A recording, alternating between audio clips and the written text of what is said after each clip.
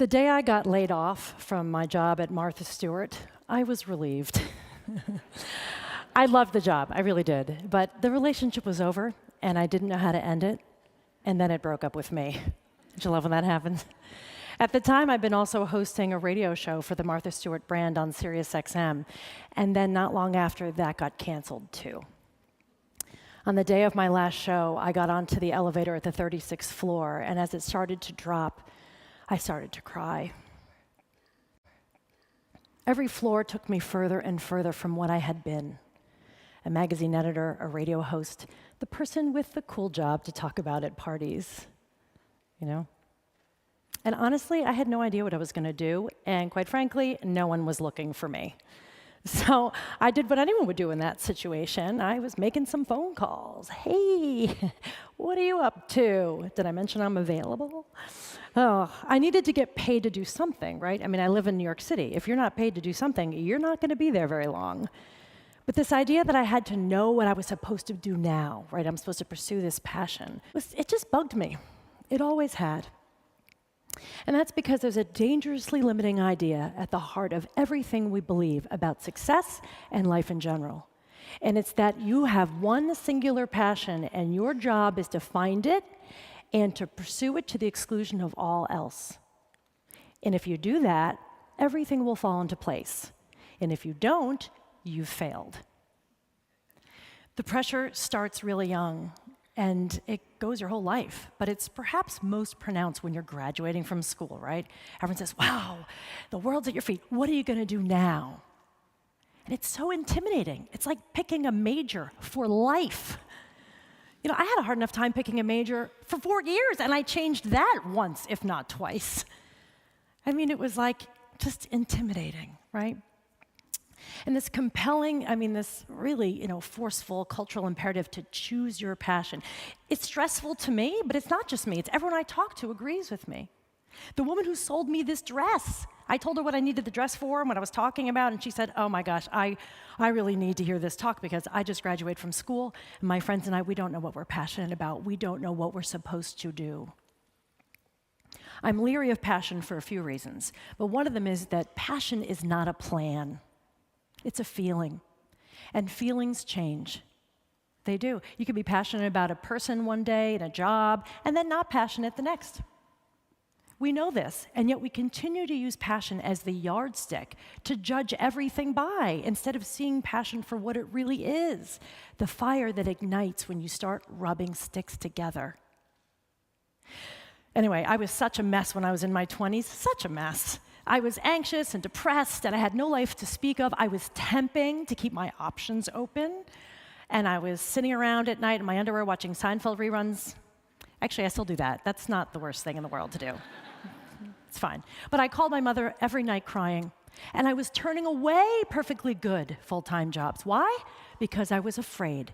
I was sure that I would pick the wrong one and get on the wrong train headed to the wrong future. My mother begged me. She said, please take a job, any job. You're not going to be stuck. You're stuck now. You don't create your life first and then live it. You create it by living it, not agonizing about it. She's right. She's always right.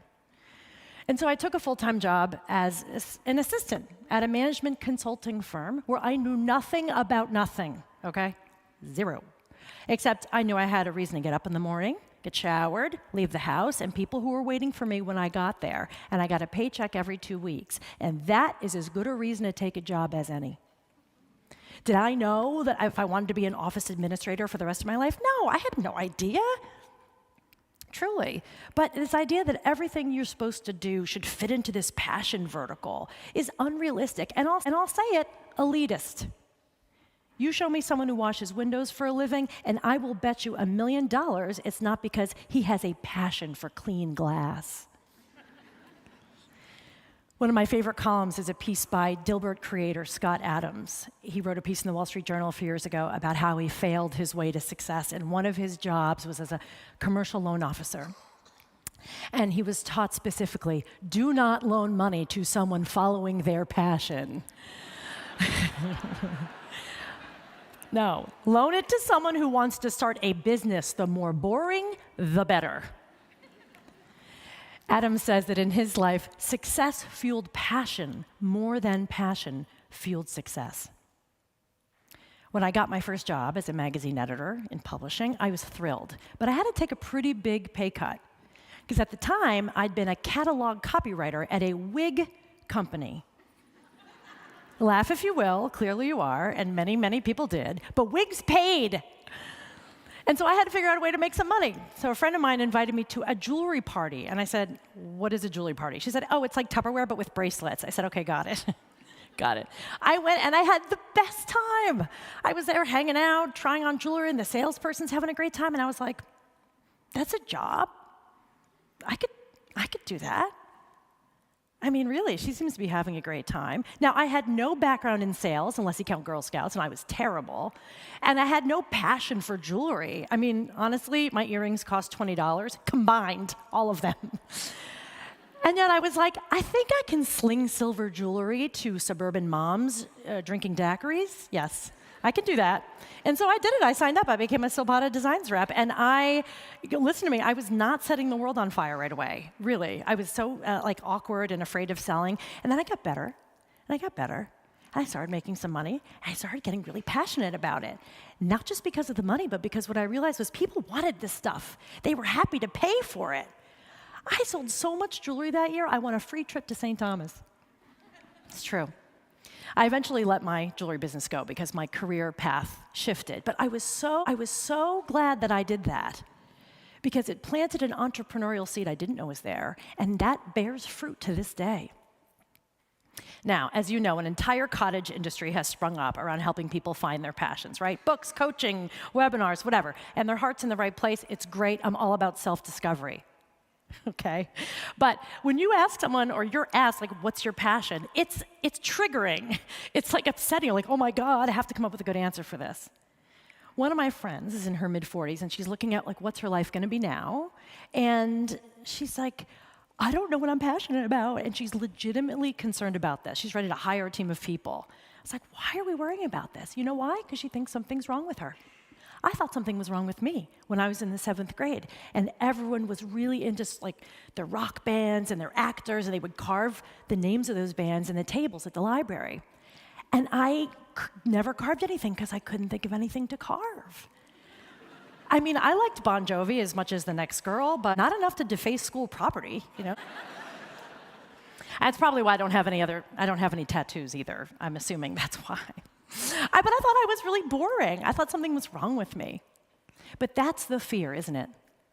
That when someone asks you at a party, on a date, at a job interview, what are you passionate about?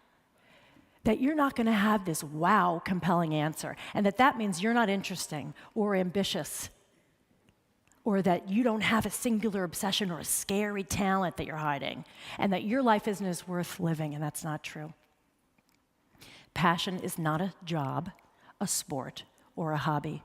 It is the full force of your attention and energy that you give to whatever's right in front of you. And if you're so busy looking for this passion, you could miss opportunities that change your life.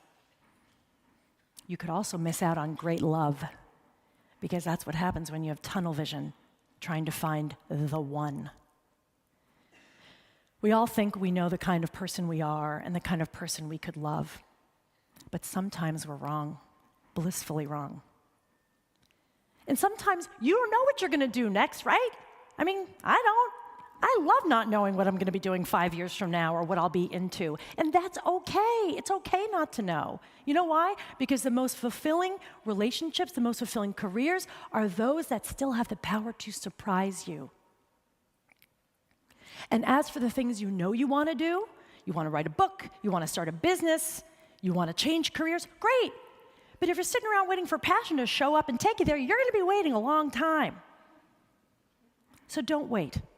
Instead, spend your time and attention solving your favorite problems. Look for problems that need solving.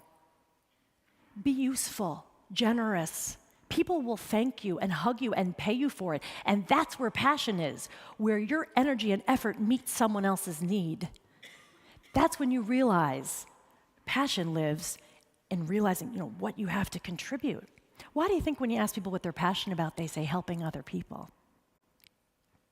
So don't wait. Listen to my mother. Just start doing. Because to live a life full of meaning and value, you don't follow your passion. Your passion follows you. Thank you.